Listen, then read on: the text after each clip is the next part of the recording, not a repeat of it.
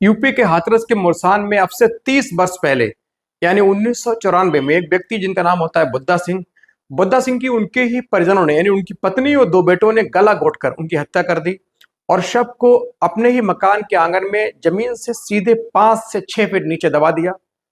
ऊपर से मिट्टी डाल दी, लेप कर दिया। आसपास के लोगों से कहा कि कहीं उनके जो बुद्धा सिंह है वो कहीं लड़कर घर से भाग गए हैं, फरार हो गए हैं। उनको ढूंढने का नाटक किया गया, लेकिन धीरे धीरे दिन गुजरते रहे, महीने गुजरते रहे, साल गुजरते गए।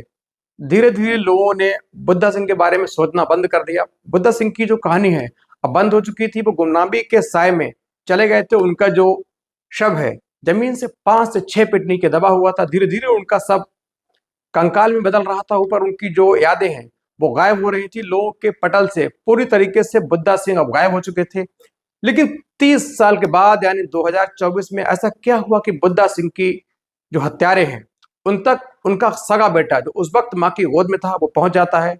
उसको मालूम चलता है कि उसके पिता की हत्या दरअसल उसकी ही माँ और उसके 2 सगे भाइयों ने की है और शव को उसके ही आंगन में 5 से 6 फीट पीछे नीचे दबा दिया है। उसके बाद वो सीधे पहुंचता है डीएम ऑफिस।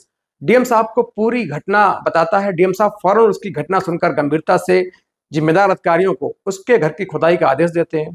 पुलिस टीम पूरी बल के साथ आला अधिकारियों के साथ उसके घर पहुंचती है। खुदाई शुरू होती है। जैसे ही 5 से 6 फीट के अंदर खुदाई पहुंची, अंदर नर कंकाल दिखने से उनको लगा कि वाकई इस व्यक्ति की बात में सच्चाई है। और नर कंकाल सामने आने के बाद आसपास के इलाकों में सनसनी फैल गई। आसपास के इलाकों में हड़कंप मच जाता है कि 30 साल के बाद एक व्यक्ति जो अपने ही घर वालों ने जिसको मार दिया था उसकी बॉडी दबी रही, लेकिन किसी को कानो कान खबर न हुई। आखिर कैसे बुद्धा सिंह का मर्डर हुआ और कैसे उसके बच्चे पंजाबी सिंह ने 30 साल के बाद पिता के कातिल और पिता की जो डेड बॉडी लाश है उसका पता लगाया। जानने के लिए असल ये जो पूरी घटना है यूपी के हाथरस जिले की है। हाथरस जिले के मुरसान क्षेत्र में एक गांव में अब से 30 वर्ष पहले 1994 में एक व्यक्ति, एक फैमिली रहती थी। उसका जो मुखिया था उसका नाम था बुद्धा सिंह। बुद्धा सिंह के 3 बेटे, एक बेटी, एक पत्नी थी। पत्नी के साथ बुद्धा सिंह रहता था, लेकिन संबंध पत्नी के साथ बहुत अच्छे नहीं थे। बेटे माँ के कहने पे चलते थे। बुद्धा सिंह का कोई ख्याल नहीं रखता था। बुद्धा सिंह के साथ आए दिन उनकी लड़ाइयाँ होती थी। एक जो बच्चा है, आखिरी छोटा बच्चा माँ की गोद में था। ये बात 1994 की है। एक दिन अचानक बुद्धा सिंह गायब हो जाते हैं। बुद्धा सिंह को आसपास के लोग पूछते हैं तो घर वाले कहते हैं कि बुद्धा सिंह दरअसल रात कहीं घर से झगड़ कर चले गए हैं। अपनी जिम्मेदारियों से मुंह मोड़कर हमको सबको छोड़कर अचानक कहीं भाग गए। उस वक्त मोबाइल का दौर नहीं था, इतना डिजिटल मीडिया नहीं था, इतना जमाना हाईटेक नहीं था, ढूंढने के अच्छे सोर्सेज नहीं थे। तो बुद्धा सिंह के जाने के बाद कुछ दिन तक इन लोगों ने, परिवार ने ढूंढने का ढिंढोरा किया, नाटक किया, लेकिन नहीं मिलने के बाद ये सीधे शांत बैठ जाते हैं। धीरे धीरे वक्त गुजरता रहता है। जो गोद में बच्चा होता है ये अब बड़ा हो रहा था। अक्सर गांव वाले पूछते तो ये कहते हैं कि बुद्धा सिंह का अभी तक कोई मालूम नहीं चल पाया। हम लोग ढूंढने का पूरा प्रयास कर रहे हैं, लेकिन धीरे धीरे वक्त गुजरने के बाद बहुत चीजें पीछे छूट जाती हैं। लोगों के पटल से बुद्धा सिंह की याद गायब हो चुकी थी। बुद्धा सिंह पूरी तरीके से समाज से मरने के बाद पूरी तरीके से उनकी जो कहानी है अब गायब हो चुकी थी। लेकिन कहते हैं कानून के हाथ इतने बड़े होते हैं कि अपराधी और अपराध करने वाला अपराधी कितने भी शातिर तरीके से, कितने भी दिमाग से प्री प्लान करके अपराध को अंजाम क्यों न दे, लेकिन कानून के हाथ इतने मजबूत और लंबे होते हैं कि किसी न किसी रूप में कितने ही दिनों के बाद सीधे अपराधी तक पहुंच जाते हैं। यहाँ भी ऐसा हुआ। दरअसल बुद्धा सिंह का जो बेटा था पंजाबी सिंह, जो उस वक्त उसकी हत्या के वक्त माँ की गोद में था, जब वो बड़ा हुआ तो उसने लोगों से पूछा कि उसने माँ से पूछा कि मेरे पिता कैसे थे, क्या करते थे। तो माँ ने कहा तुम्हारे पिता बेटा एक दिन रात को पूरे परिवार से झगड़कर हम सबको ऐसी हाल में छोड़कर चले गए, आज तक नहीं लौटे। बेटा आखिर बेटा होता है। उसके मन में जिज्ञासा हुई कि आखिर मेरे पिताजी हैं कहाँ। उसको ढूंढने की जो ललक है पैदा हुई, धुन सवार हुई। उसने तमाम तरीके से अपने तरीके से ढूंढने का प्रयास किया। पुलिस में कंप्लेंट की, लोगों से माँ से पुराना फोटो लेकर लोगों को अखबार में इश्तहार छपवाए, विज्ञापन दिया, लेकिन कहीं बुद्धा सिंह का मालूम न चला। धीरे धीरे उसने गांव के लोगों से जानकारी जुटानी शुरू की। लोगों से पूछा, जानकारी जुटाई तो लोगों ने कहा कि तुम्हारी माँ के, तुम्हारे भाइयों के, तुम्हारे पिताजी के साथ संबंध अच्छे नहीं थे, अक्सर लड़ाइयाँ होती। तुम्हारी माँ तुम्हारे पिताजी को अक्सर टॉर्चर करती, उनको गालियाँ देती, उनके घर में कोई इज्जत न थी। ये सुनने के बाद लड़के को लगा कि कहीं न कहीं कहानी में कोई मोड़, कोई जरूर है। पिताजी इस तरीके से छोड़कर जाते तो आज लगभग बरसों हो चुकी है, दशक बीत चुके हैं, मैं जवान हो चुका हूँ, लेकिन आज तक पिताजी का कोई अतः पता नहीं चला, पिताजी का कोई जानकारी नहीं मिली। लिहाजा उसकी जिज्ञासा और बढ़ी। उसने फिर धीरे धीरे लोगों से पूछना शुरू किया। उसकी जिज्ञासा रंग लाई। उसको एक व्यक्ति ऐसा मिला, उसने कहा कि बेटा, दरअसल तुम्हारे जो पिता हैं वो कहीं और नहीं है। दरअसल तुम्हारे पिता की हत्या तुम्हारी माँ, तुम्हारे भाई ने कर दी है।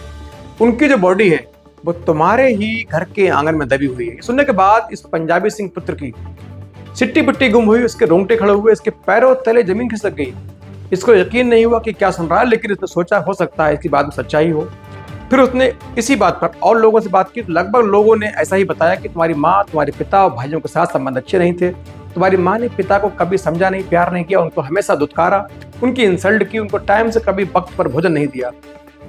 लेकिन इन्हीं लोगों में एक व्यक्ति ऐसा भी था जो इसके भाइयों के साथ रहा था। दोस्ती थी, पक्की थी। जो कातिल भाई थे इनके साथ गांव के व्यक्ति की गहरी दोस्ती थी, गहरी उनकी मित्रता थी।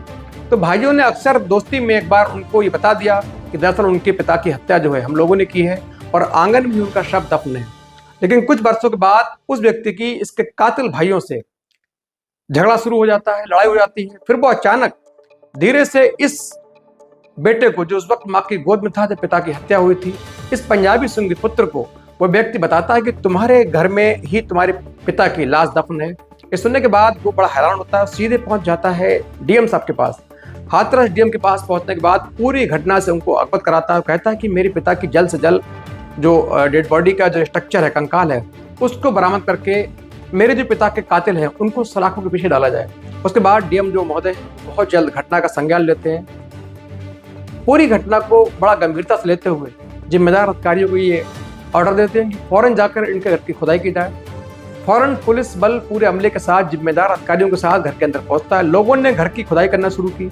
जैसे ही 4 से 5 फीट अंदर ये खुदाई करने वाले पहुंचते हैं, अंदर से नर कंकाल होने की जो पुष्टि हो जाती है। फौरन जो अधिकारी देखते हैं उनकी होश फाख्ता हो जाते हैं। आसपास के लोगों में सनसनी फैल जाती है। हड़कंप मचता है कि कैसे इन लोगों ने ही अपने ही घर में अपने पिता को मार कर दबा दिया। तो आज तक पूरे गांव में किसी को पता नहीं चला। उसके बाद पुलिस ने पूरे जो शव के जो पार्ट हैं, जो अवशेष हैं, उनको निकाला, सीधे डीएनए टेस्ट के लिए भेज दिया। और बहुत जल्द डीएनए टेस्ट से रिपोर्ट आने के बाद इन सभी जो कातिल कथित तौर पर आरोपी हैं, इनको सलाखों के पीछे भेज। और निश्चित तौर पर ऐसी घटनाएं समाज पर काला धब्बा है, कलंक है। और ऐसी घटनाएं बताती हैं कि अपराधी जो क्रिमिनल है, कितना भी शातिर क्यों ना हो, कितना भी साधारण अंदाज में उसने वारदात को अंजाम क्यों न दिया हो, कानून के हाथ उस तक एक ना एक दिन पहुंच जाते।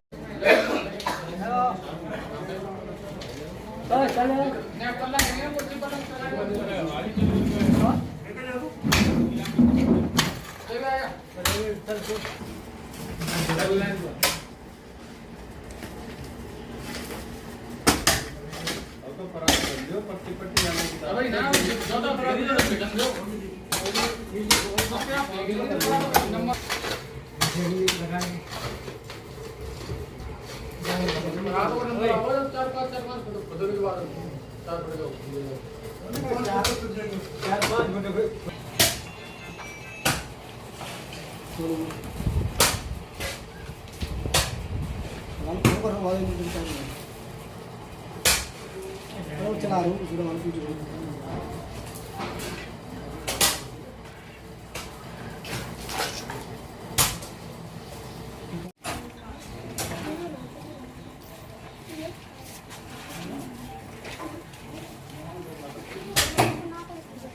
पूरा मैं सर अपना पंजाबी पौनिया भी लिख देता हूँ, पंजाबी सिंह भी लिख देता हूँ। अच्छा, क्यों ये खुदाई करा रहे हैं आज? खुदाई इसलिए करा रहा हूँ साहब, 30 से 32 साल पहले मेरे पिताजी को मार के मेरे बड़े भाइयों ने, और उस टाइम में 5-6 साल का रहूँगा, 6-7 साल का, उस टाइम पे उन्होंने मार के और ज़मीन में ही गाड़ा है। और हमको पता चला है कि इसी जगह पे ही उनको किया है जो भी करना होता है उनको। कुछ सुराग ऐसे मिले हैं। अच्छा, क्यों 100% यही मिलेंगे।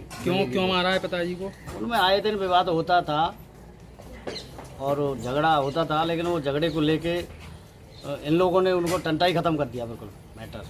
तो 32 साल बाद आप ये काम करा रहे हैं? हाँ, कुछ ऐसे ही है, समय बदल गया। मैं थोड़ा बाहर था तो उस वजह बंद से कर दो। आ नहीं पाया। नहीं 32 साल बाद क्यों जो है आपके दिमाग में आई? उस टाइम पे मैं 6-7 साल का ही हूँगा, हम्म, तो 10-12 साल 15 साल तो वैसे ही लग जाते हैं। बाकी बाद 10 साल 15 साल मैं बाहर रहा हूँ। उसके बाद यहाँ आया तो मुझे कुछ सबूत मिले हैं मम्मी के द्वारा, बड़े भाई के द्वारा, तो जब कुछ दिमाग में आई है बात। तो ये आपका मकान? मैंने निचला हुआ ऊपर। और हड्डियों की गिनती कर लो। हाँ, बाकी अन्य छोटी बड़ी हड्डी कुल संख्या इतनी। फैला दो आप। अब इधर लगाओ सर। एक एक करके अलग अलग फैला दो, कुछ उधर साइड में लगा दो, कुछ इधर। गिनते रहो तो अच्छा रहेगा, फिर गिन नहीं पाओगे सर।